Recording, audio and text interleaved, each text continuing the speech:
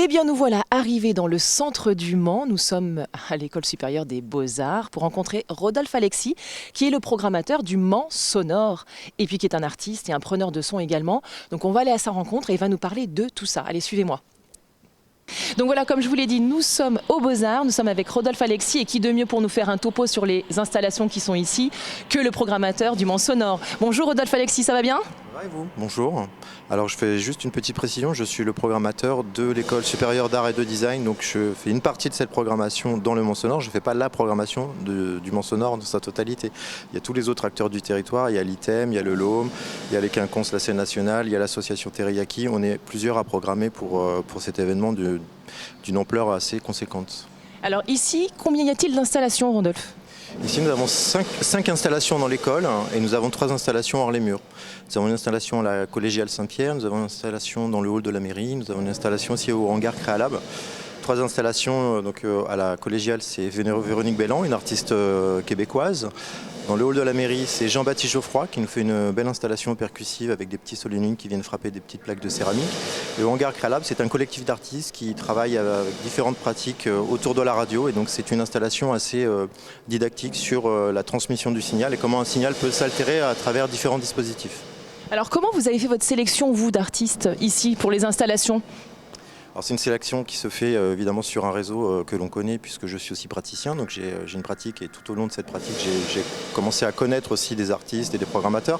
Et puis nous avons un partenariat de programmation qui est Le Bon Accueil, qui est un centre d'art sonore en fait, qui était basé à Rennes et qui comme pour la première édition, si vous voulez, nous suit, donc on se fait des propositions communes et puis on essaye de voir ce qui est le plus efficient entre ce qui est déjà ici, des choses qu'on peut faire venir de manière assez intéressante, c'est facile, et de donner à voir un petit panel intéressant, à la fois dictique et puis aussi de travailler cette dimension plastique du son, de le rendre tangible.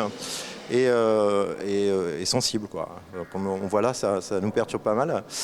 Et donc ça c'est l'installation de Nicolas Field, donc Shimmering Beast, donc un grand triangle de cymbales de 5 mètres de haut sur 5 mètres de large et qui est actionné via des vibreurs qui sont dans le socle, un peu à la manière d'un tremblement de terre et qui fait donc vibrer les cymbales dans un ensemble. Donc elles sont en interrelation quelque part. Donc là on a vraiment cette jonction entre l'électroacoustique par les transducteurs qui sont dans le socle et puis l'acoustique vraiment qui se déploie dans le hall, qui est plutôt résonnant, donc elle prend de l'ampleur physiquement et de manière sonore aussi.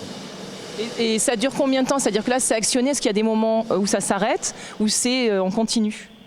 C'est une programmation qui est à moitié aléatoire et qui en fait change constamment. Donc il y a des moments un petit peu forts, des moments de chorus où toutes les cymbales sont actionnées puisqu'il y a les transducteurs qui vibrent tous en même temps et puis de temps en temps il y a des solis, c'est-à-dire qu'il y en a juste un. Donc c'est assez varié, ça fait un paysage un petit peu oral qui vit vraiment pleinement dans l'acoustique du grand hall de l'École supérieure d'art et de design du Mans. Voilà. Et donc l'idée de cette installation finalement c'est quoi ? L'idée de cette installation, c'est évidemment un hommage à la batterie et aux éléments percussifs, puisque Nicolas Field est un musicien improvisateur et aussi batteur d'origine. Il travaille aussi avec le spectacle vivant. Et puis c'est vraiment de donner ce côté sculptural à l'objet et ce côté sculptural aussi de rendre tangible le sonore dans un aspect aussi assez impactant. On voit que là c'est assez monumental comme pièce.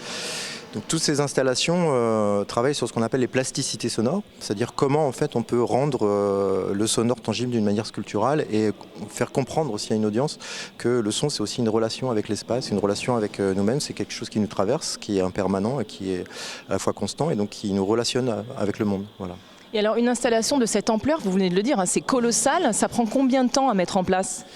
Le montage s'est fait finalement assez facilement avec l'aide des étudiants de l'École supérieure d'art et de design du Mans, donc avec les étudiants de l'ESA Talm qui nous ont prêté main forte et qui ont été très impliqués, très sérieux, donc je les remercie chaleureusement. On a mis 2 jours et demi pour monter cette installation. Ça s'est fait finalement assez rapidement et de manière assez fluide. Alors moi personnellement là je suis là, je sens toutes les vibrations dans mon corps. C'était un petit peu l'idée par rapport aux gens qui viennent voir les installations, c'est qu'ils font partie intégrante de... Encore une fois je le rappelle, Nicolas Field est batteur d'origine, donc il a vraiment ce côté aussi très physique du son. Quand on joue de la batterie, on sait bien que la batterie vibre, des fois on doit remettre les éléments un petit peu en place, on doit les régler. En plus c'est une pièce qui fait écho à la batterie en fût de chêne de Stéphane Vigny. Stéphane Vigny qui est un artiste qui est basé à Piacé. Et donc il y avait une résonance comme ça entre ces deux pièces sur la matérialité de l'élément percussif et pour donner aussi cette force un peu tellurique qu'il y a dans le socle avec ces transducteurs qui rappellent encore une fois les éléments telluriques, les tremblements de terre. On peut aller voir la batterie en Allons-y, bas, allons-y. Parce que ça, du coup, il semble que, ça semble plus habituel, je dirais, que donc cette installation. Stéphane Vigny travaille beaucoup sur les glissements un peu sémantiques sur les objets et de rappeler un petit peu le côté barré comme ça, la forme, et de le rendre en batterie. C'est quelque chose qui est assez évidemment, il y a tout de suite un côté assez humoristique, mais ça interroge aussi les glissements sémantiques des objets. La vie des objets, c'est le batterie, sa particularité, c'est qu'elle est jouable. Donc dans la première pensée de cette installation, de ces deux pièces qui résonnent, il y avait prévu des performances de Nicolas Suil et puis aussi de Jean-Baptiste Geoffroy qui lui, je le répète, a son installation dans le hall de la mairie. Pour des raisons qu'on connaît évidentes, des raisons sanitaires évidemment, ces performances n'ont pas eu lieu parce que c'est des moments réceptifs, donc tous les moments réceptifs ont été un petit peu contraints par les contraintes sanitaires. Donc la batterie est là en attente en fait d'un interprète, voilà. Donc elle est là, on peut venir un petit peu tapoter dessus évidemment avec quelques précautions, mais c'est une batterie qui est jouable quoi. Donc, Ah mais je vais y aller en fait, je peux essayer ? allez-y. Samuel, coucou Samuel, c'est notre réalisateur, donc il se moque de moi, c'est pas très bien, mais je vais essayer. Ah oui, effectivement, on y va. On a des pédales en fait, effectivement. Bon, je suis pas une coutumière, donc... mais... Ouais. Effectivement, ça marche.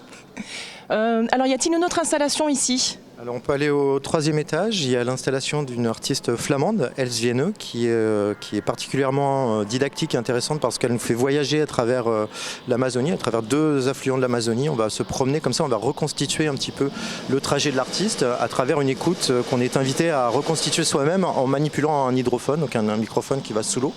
Et puis juste à côté donc, de là où on était avec Nicolas Suil et la batterie de Stéphane Vigny, nous avons une installation d'une artiste qui est parisienne mais dont l'origine est finalement mancelle, Charlotte Charbonnel, qui a reconstitué un petit peu à la manière d'une anamorphose, mais une anamorphose sonore, c'est pour ça que la pièce s'appelle Anamorphone, la reconstitution d'un bruit blanc, donc les différentes fréquences qui vont composer ce bruit blanc que l'on connaît, qui s'apparente au bruit de la mer ou au bruit du vent, qui reconstitue toutes les fréquences, et là qui est divisé en 92 petits haut-parleurs et qui sont reliés à des petits pots en verre, et ces petits pots agissent comme des résonateurs. C'est le principe du résonateur d'Helmholtz qui amplifie certaines fréquences. Voilà. Alors ces petits pots, ils viennent d'où ? Comment s'est constituée cette installation de Charlotte ? C'est 92 petits haut-parleurs qui sont positionnés et qui en fait vont jouer certaines fréquences. Il y a un dispositif de diffusion qui a 32 canaux et qui va pouvoir faire jouer des groupes de haut-parleurs. Et ces groupes de haut-parleurs vont être amplifiés par l'acoustique des petits pots en verre. Et cette acoustique va remplir l'espace de façon à saturer en fréquence l'espace jusqu'à reconstituer un bruit blanc, donc un espèce de souffle, comme le bruit du vent. Alors ce que je vous propose maintenant, c'est de monter au 3e, vous l'avez compris, donc on y va, Nous voilà au 3e, alors donc Rodolphe, qu'est-ce que cette installation ? Alors nous sommes en présence de l'installation d'Els Vienne, une artiste flamande qui a fait une résidence il y a une dizaine d'années au Brésil, en Amazonie brésilienne, dans le sud-ouest de l'Amazonie brésilienne, et donc elle a fait pas mal d'enregistrements lors de cette résidence, de l'enregistrement de terrain, ce qu'on appelle du field recording. Et elle nous a fait une très belle proposition, une réduction à l'échelle, si vous voulez, de toute son exploration de 2 affluents de l'Amazone. Elle a repositionné des sources à l'intérieur des bacs qui reproduisent donc le flux de ces 2 affluents avec de l'eau. Donc, et le spectateur, le visiteur vient recomposer une écoute, se retrouver sur les pas de l'artiste et peut comme ça remonter un petit peu les affluents en essayant de retrouver où l'artiste a enregistré, donc recomposer son écoute en chemin faisant. Donc il y a vraiment ce rapport de retrouver l'expérience qu'on a in situ par la déambulation sur le territoire, là qu'on a dans une très belle proposition sculpturale. Alors bonjour monsieur, c'est quoi votre petit nom ? Bonjour, c'est Pascal. Alors Pascal, on vient de vous voir actionner donc là sur une installation, un fil, vous aviez un casque sur les oreilles, est-ce que vous pouvez nous parler de votre expérience ? Oui, c'est inattendu, hein. On se promène dans le Mans, on rentre ici et voilà, je sais pas, c'est le lien avec l'Amazonie, hein, que je ne connais pas et je suis pas sûr d'y aller, donc voilà, il y a 3 bras, le bras du fleuve. On s'immerge dans le fleuve, on imagine qu'on est sur le fleuve, on entend des oiseaux, des batraciens, et peut-être des animaux peut-être plus gros, je ne sais pas. Hein, je ne sais pas si les crocodiles émettent des sons peut-être. Et puis des peuplades aussi, hein, je pense, des autochtones, quoi, des gens de là-bas, on entend aussi des voix. Enfin, voilà, je crois qu'il faut se laisser embarquer le long du fleuve, tout simplement. Voilà, c'est agréable, hein, de se promener comme ça. Donc là, le fait de vous être laissé porter au fil de l'eau, là, dans cette installation, ça vous a vraiment donné l'impression d'être sur le fleuve? Ah oui, là puis je suis bien disposé dans ma tête ce matin, peut-être aussi pour voyager, donc ça joue aussi sans doute, hein, il y a des gens, on pense, les pensées s'en vont, voilà, j'ai joué le jeu, hein, Donc on peut dire que c'était une très très bonne expérience. Ah, tout à fait, hein, j'étais un peu perdu à un moment parce qu'il y avait une autre personne aussi, je ne savais plus si on était tous les deux en bateau ou quoi, et on allait se croiser, je ne savais plus trop comment faire, mais finalement... J'ai peut-être fui un petit peu, j'ai pris un autre méandre, mais voilà, c'était très intéressant. Merci beaucoup Pascal. Alors Rodolphe, vous avez parlé de 5 installations, on vient d'en voir 4 au total, et donc la 5e se trouve... Alors, il y a l'installation qui résonne d'ailleurs un petit peu avec la proposition d'Elzieneux, c'est l'installation de Alexandre Joly qui s'appelle Le son comme une peau, qui est un mur, un motif qui est déployé sur un mur avec plein de petits disques en laiton, des petits disques un peu dorés, donc des disques piezo-céramiques. Et ces disques-là sont tous reliés ensemble et donc ils vont vibrer de manière assez imperceptible, c'est-à-dire même si on approche l'oreille, on va pas entendre. Et finalement, on a quelque chose qui se développe comme ça, un peu climatique, un peu nuageux, un son qui se répand. On ne sait pas d'où il vient, on ne sait pas où sont les sources. Et ce son est très très fin, il y a des bruissements, il y a des voix un petit peu fantomatiques et ça résonne finalement avec le bruissement du vent dans des branchages ou des choses organiques très fines qui se retrouvent aussi un petit peu dans la pièce de Elzieneux. Donc Alexandre Joly, c'est donc au -1 à l'ESAD. Et puis une dernière installation aussi dont on n'a pas parlé, c'est l'installation, alors là c'est intéressant parce qu'on met aussi... on donne la visibilité aux travaux des étudiants. Nous avons une installation qui s'appelle Sans voix et cette installation essaye de témoigner d'une expérience qui s'est tenue au Mans. On a fait la traversée du Mans du nord au sud, on a fait un chronotope et donc tous les 100 mètres il y avait une documentation à la fois visuelle et sonore avec des témoignages des habitants en fait, de cette expérience de traversée du Mans. Donc c'est un peu une documentation à l'état brut et où on va avoir la pluralité des récits en fait, de l'expérience mancelle par ses habitants.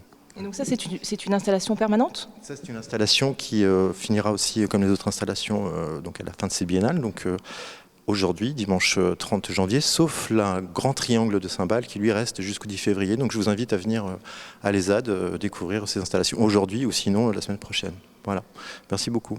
Merci Rodolphe de nous avoir accueillis, de nous avoir expliqué tout ça. Et bien voilà, après les installations magistrales des Beaux-Arts, on part direction Château du Loir pour le Salon du Parfum, la féerie du parfum. Allez, on y va.